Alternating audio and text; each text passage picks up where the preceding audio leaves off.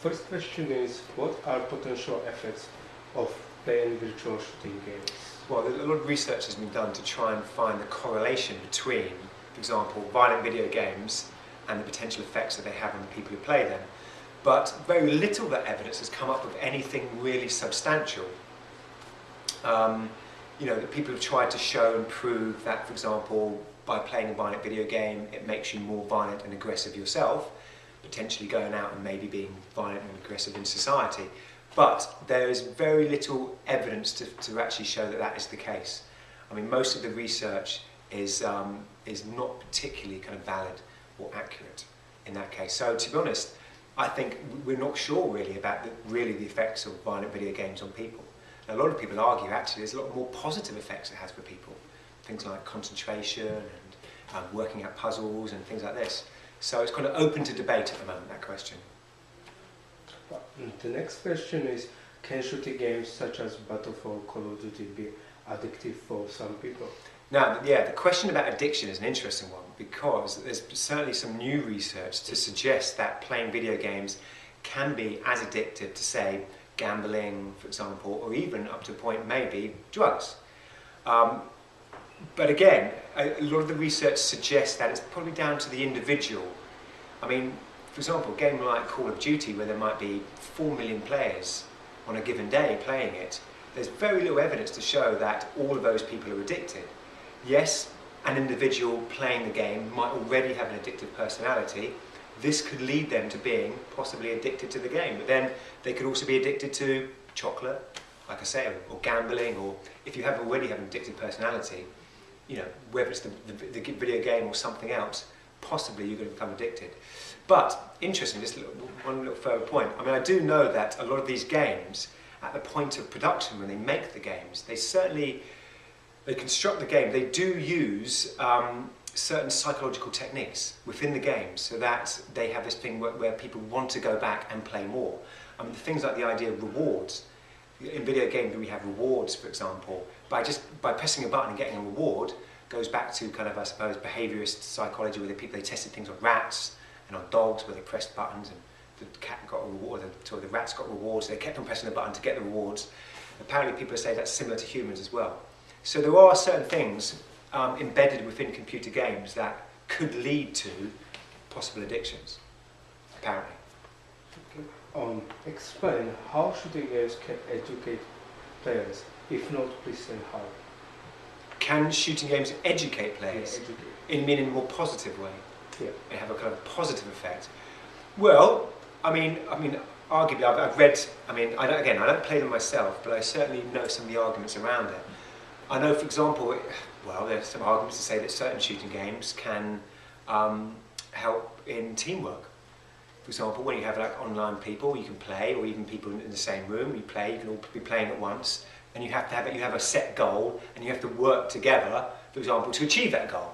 So, so shooting games can theoretically help you in teamwork, for example. That's a way of teaching you. But also things like, solving puzzles, things like that. Apparently it's kind of like letter recognition, your reactions as well, between your hands and eyes and things like that. So there are arguably, and I know there's been lots of arguments about many ways in which these kind of games can educate and be a positive influence. Next question is, can shooting games prevent students from completing coursework and be absent from school? Again, this is kind of where we come back maybe to the slightly kind of addiction. Now, obviously, yes, absolutely. Because there are a lot of students I know who stay up very late to play these games, and because they're really into the games. I've certainly heard stories quite regularly of students who can play for 3, 4, up to 12 hours in a day, computer games. Now, if that's happening, then yeah, if you're staying up late, you're playing computer games, you're not doing other work that you could be doing, but also it's going to affect how you feel the next day. Without a doubt, you're going to be tired, you're maybe less motivated. So there is that possibility of that. But then again, that could be anything, couldn't it? I suppose students could go out drinking in class, and that could influence, whether they're doing the work the next day or whatever. But no, there is a problem with that. I think there could be a problem with that, certainly. Do you think that parents should allow children to play shooting games if the age of restriction is higher than the age of the child. Yeah, so for example, that's like a 15-year-old playing an 18 game Yeah. or younger.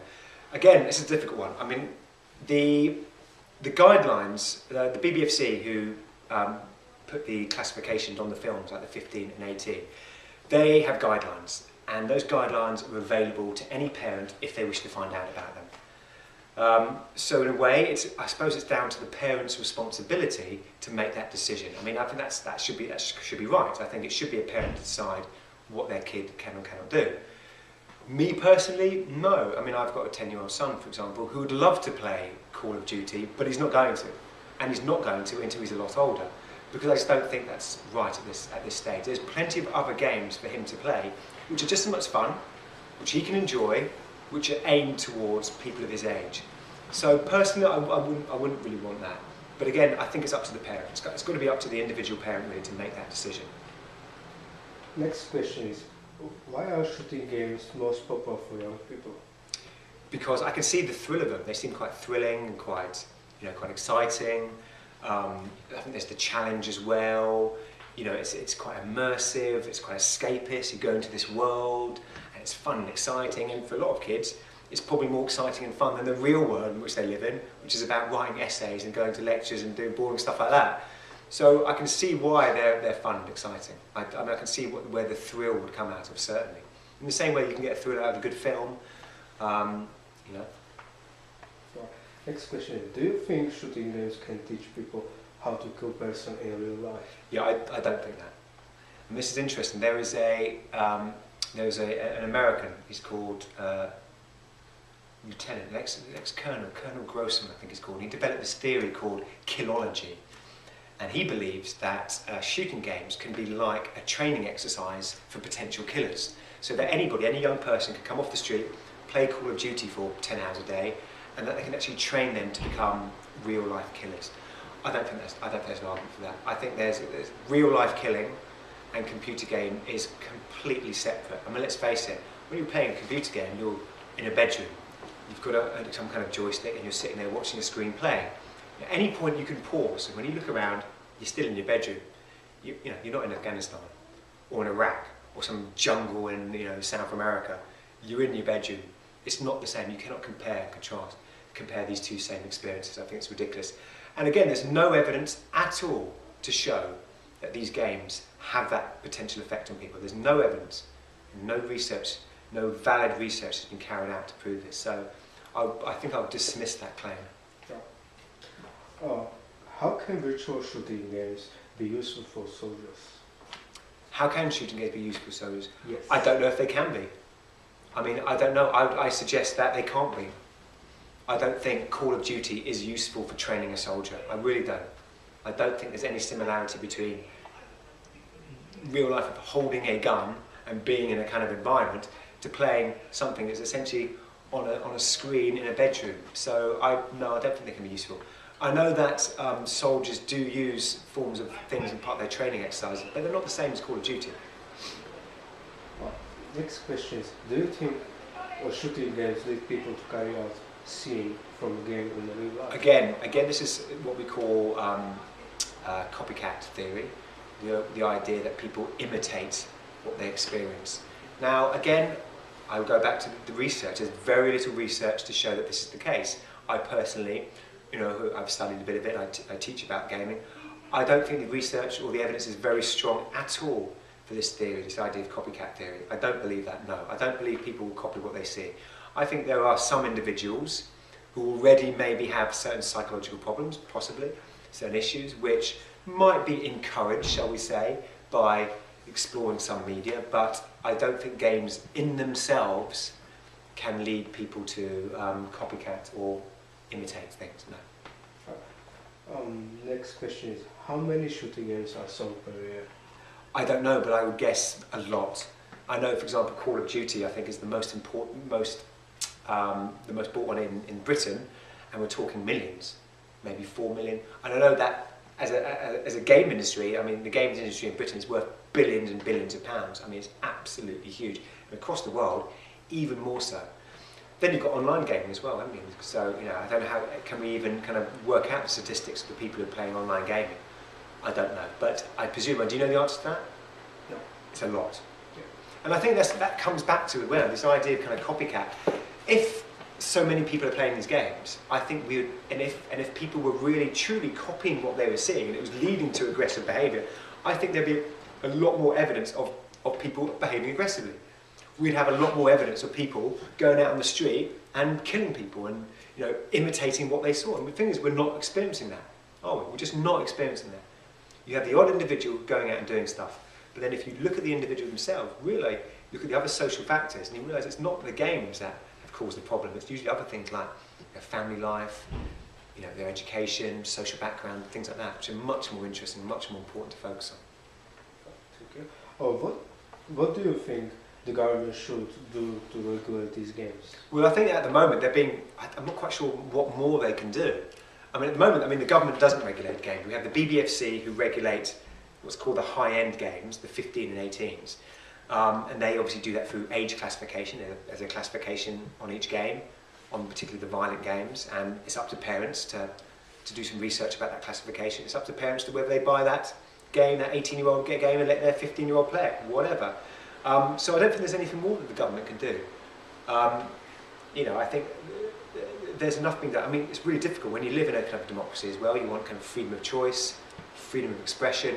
What you don't want is the government getting involved and stopping people from doing things. That's when we get into dangerous areas. The last question is, if we ban virtual shooting games, what effects do we think this will have? If we ban shooting games, you see, it's an interesting one. I don't know. Well, I possibly no effect. I mean, really, if we banned shooting games tomorrow, what would be different? No, people just find something else to do, something else to play. I mean, the majority of games played in this country are not 15 and 18 games. They're actually kind of U and PG games. Things like Sonic the Hedgehog. You know what I mean? These are the really popular games, and I think people would just probably go back and play those games, to be honest, if they couldn't do shooting games. I guess, there's also the argument that games can be quite cathartic. The idea that games are a catharsis, where people kind of channel all their kind of aggression into playing a video game, which means that they're not aggressive in real life. But again, I don't know whether this is true or not. It's an interesting idea, interesting theory. I don't know. But, I'd be quite happy, to be honest, if all these games disappeared. It wouldn't upset me. I wouldn't want them to be banned, though, because, again, I don't like censorship. I don't agree in censorship. It would be just nice if people just maybe stopped playing and found games that involved hugging people. I don't think they'd be as popular, would they? That hugging game. Hey, let's go play the hugging game with my mates. Thank you very much. No, thank you very much. For answering this question.